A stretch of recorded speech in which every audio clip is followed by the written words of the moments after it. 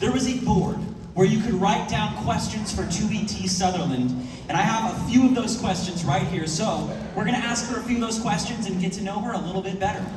And the first question that caught my eye, Tui, is, who is your favorite dragon? Oh my gosh.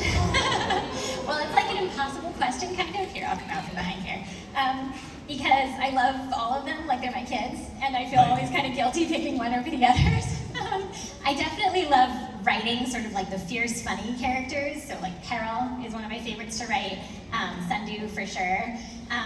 The characters I'd want to hang out with the most are like Kinkajou and Clay, and I would love to be friends with Kibbley for sure.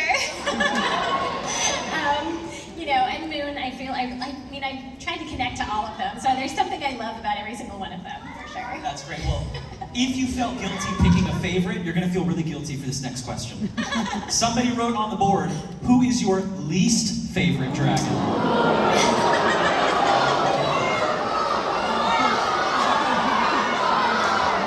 seems like they have their least favorite.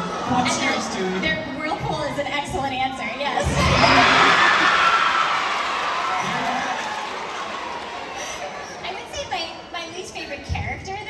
One of the humans in Dragon Slayer. Oh. It's Trout. It's one of the Dragon Mancers. That's really interesting. Yeah. Are there any more dragon tribes that we don't know about yet? Well, that would be telling. That's true. That's true.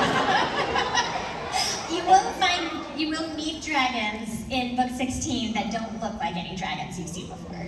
That's exciting. So speaking of dragon tribes, Tui, if you belonged to a dragon tribe, which tribe do you think you would fit in most with? The Rainwings. Yes, because I love sleeping, and I would really love a pet sloth. That's like my dream of life. So you have 15 books that have been published now, quite the story arcs that we have. If you could change one thing in the Wings of Fire universe, what would it be? Oh, wow. Okay. I mean, so the first thing that comes to mind is that which is hard because I know actually this is something that there's certain kinds of people that love, which is what happened to Darkstalker's father. I'm not going to get specific for those of you who are only reading the graphic novels and haven't gotten to that one yet. But after I'd written at the end of book 8, like a very specific word for what happens to him, I was like, oh. And then writing Darkstalker, I was like, now we have to see it. I'm sorry. Well, I'm sure Mike will do a great job of putting that in the book. Well, so Mike has been working on book 9, and we have Jake is doing the Darkstalker book. So Darkstalker, the graphic novel, is coming in November.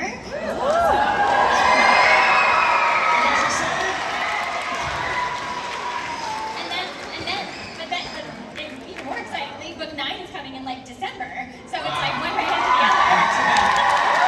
It'll be a good winter for all of us. Although I should say, if I get through looking at it, because I'm the one who is holding up the art right now, I'm like, oh, can I just keep it and look at it because it's so beautiful? Well, you're busy meeting all of our wonderful fans. So we got your favorite dragon. What is your favorite book of the series that you have? Wow. I really loved writing book 11 because it was an introduction to a new place and like a new history and new tribes. That was really fun. Book 8, where you get inside Peril's head, was like super fun to write. I loved figuring that out. And maybe Darkstalker. Like that's especially getting to write Clearsight.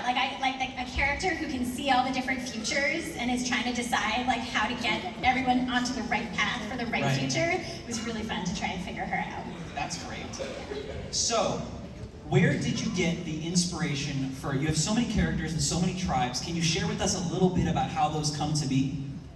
Sure. Well, so initially with the first continent, one of the things I did is like I watched some nature documentaries to kind of get ideas for the types of dragons I wanted, and I started thinking about like what kind of dragon would live in each of these habitats. Like what would you find, what kind of dragon would be in a rainforest, or what kind of dragon would be in a desert? And so I would take things from like the actual animals that live there, like the scorpion tail for the sandwings or the chameleon scales for the rainwings. Really cool. It was really helpful to like, and it helped me picture like what the whole world was going to look like, going from from place to place. Very nice. Somebody put on the board, will the cliffhanger from Dragon Slayer ever be solved? That's a good question. I mean, I feel like yes, sure. I think I have to. How can I not? I mean, like, just guess what happens, guys. So when I finished book 15, I was like, you know, I felt like I wanted it to feel like a good ending just in case I didn't have any more ideas. But as soon as I was done with it, I started thinking like, well, okay, but I can't leave it like that. Like, I have to tell you guys what happens after Dragon Slayer, and I have to tell you what happens to Umber and Sora, and I have to show you the meeting of like Sky and Peril. Like, they have to meet each other.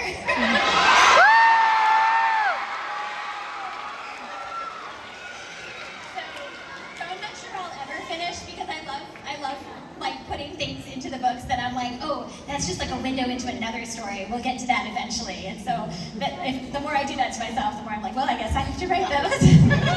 Well, that's really exciting for all of us. What inspires you when you come up with the name for each book? Is it the story first, or the name first, or a little bit of both?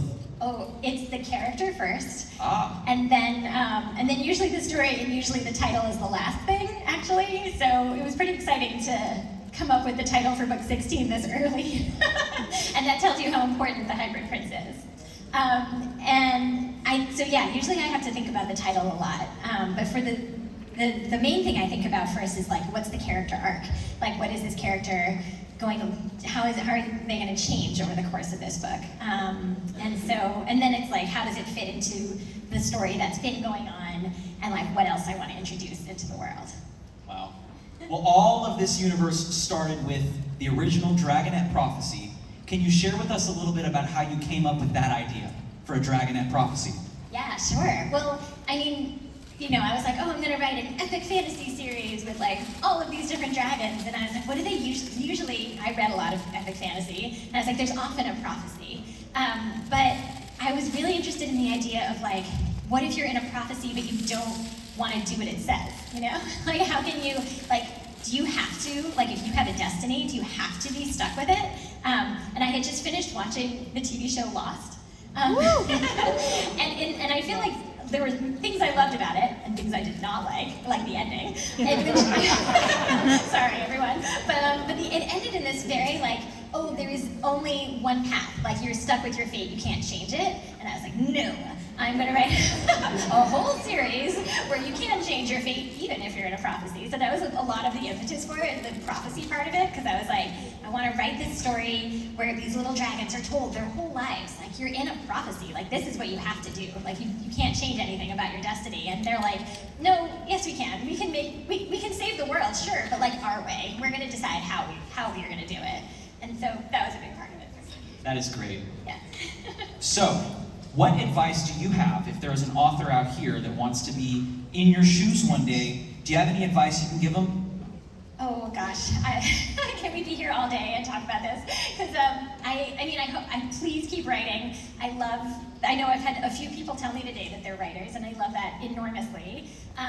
And don't give up. Like, I think someone once told me, like, what it takes to be an author is persistence, luck, and talent, but you don't need all three, you just need two of those.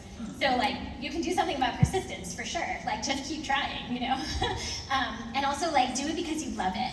Like, I think a lot of people, like, very quickly move from, like, oh, I've written something, to, like, now I have to get it published, and now I have to promote it.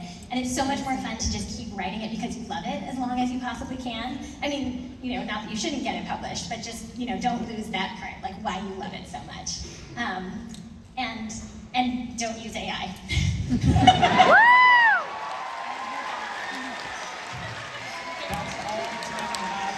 Thank you so much. Let's hear it one more time for 2 weeks.